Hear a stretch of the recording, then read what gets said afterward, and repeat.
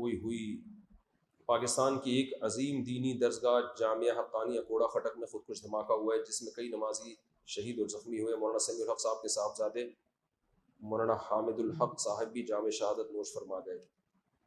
دل سے دعا ہے اللہ تعالیٰ ان کی مغفرت کرے، ان کے درجات بلند کرے،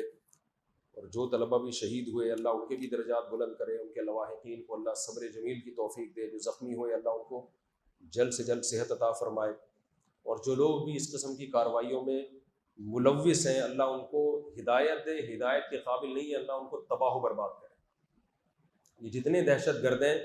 سارے غیر مسلم ممالک ان کی دہشت گردی سے محفوظ ہیں، یہ ساری ایکٹیویٹیز مسلمان کنٹریز میں ہی کرتے ہیں یہ لوگ جہاں مسلمان رہتے ہیں، تو اللہ ان دہشت گردوں سے ہمارے ملک کو جلد سے جلد نجات عطا فرمائے۔ ہم کر کے بتایا کہ ایسے ہوگا، اس میں کتنی رکعتیں پڑھی یہ معلوم نہیں۔ پھر حضرت عمر رضی اللہ تعالیٰ عنہ کے عمل سے ہمیں پتہ چلا کہ بھئی وہ اس طرح سے 20 رکعتیں ہوں گی، کیونکہ پھر پوری دنیا میں حضرت عمر نے اسی کو رائج کیا اور چاروں اماموں کا اس پر اتفاق ہوا کہ 20 رکعت سے کم تراویح نہیں ہے۔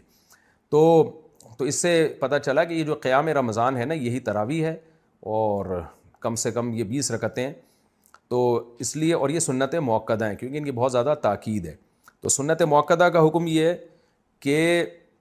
مرد ہو یا عورت دونوں کے لیے ایک ہی حکم ہے، الگ الگ نہیں ہے۔ ہاں مرد بہتر ہے کہ جماعت سے پڑھیں، جماعت سے سنت مؤکدہ نہیں ہے، خوب سمجھ لیں، انفرادی طور پر بھی پڑھ سکتے ہیں مرد ہو یا عورت ہو، لیکن جماعت سے پڑھنا افضل ہے، کیونکہ حضرت عمر نے جماعت قائم کی تھی، اور اس لیے تاکہ قرآن ختم ہو لوگوں کا، جن کو قرآن پڑھنا آتا ہے وہ جماعت کرائیں، جن کو نہیں آتا وہ قاری کے پیچھے سنیں۔ تو اب خواتین پہ تو مسجد کی جماعت فرض نماز بھی لازم نہیں ہے، تو تراویح کہاں سے لازم ہوگی؟ تو اس لیے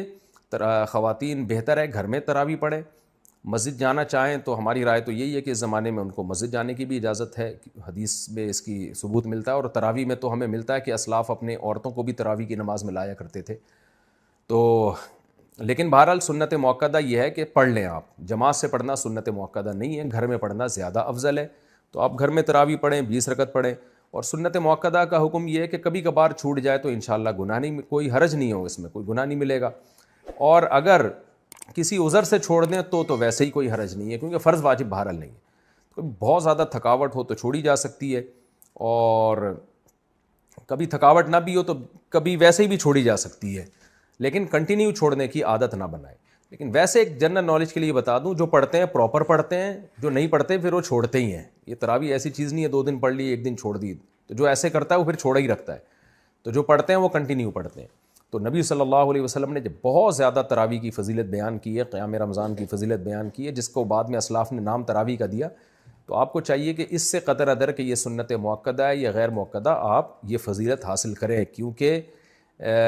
شاعر نے کہا ہے تمتع من